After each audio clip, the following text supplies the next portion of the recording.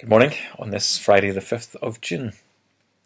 As we now move on from looking at the fruit of the Spirit, the last 3 days, to now the next 2 days looking at the gifts of the Spirit. Today, Romans 12.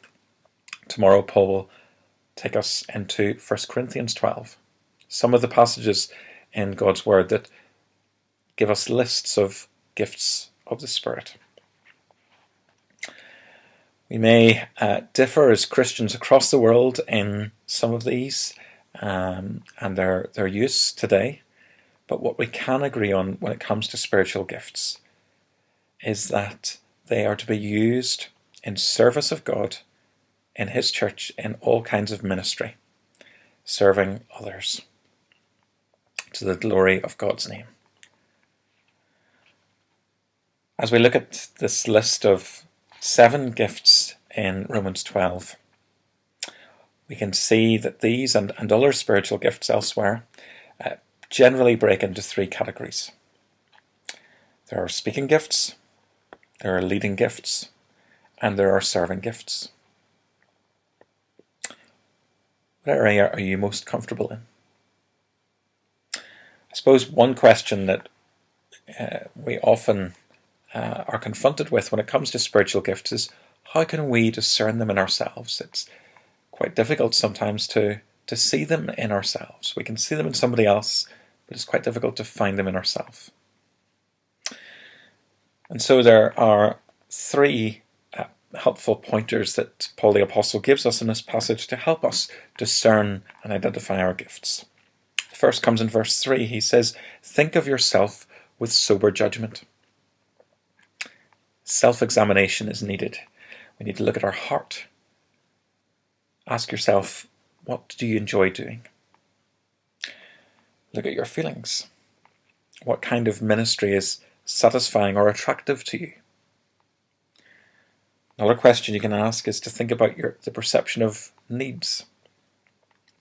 What problems do you most notice around you?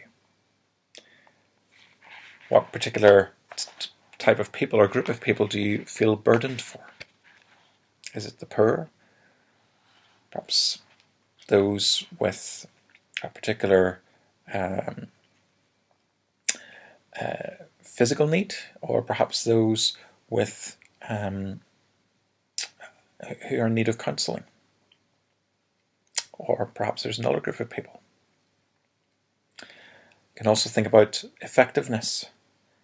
What areas of life are you most effective in? What areas of life that you have been involved in have resulted in people getting helped?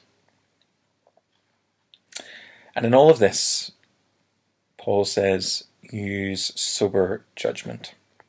So to ensure that you're using sober judgment, call on the help of close friends that you trust, that know you, and ask them if they think X, Y, or Z is your particular gift. Next, Paul suggests that we try our gifts out. Verse 6.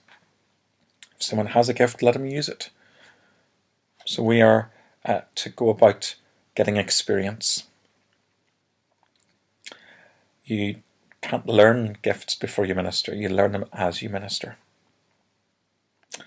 And so if you think you've got a particular set of gifts in a particular area, we'll try them out.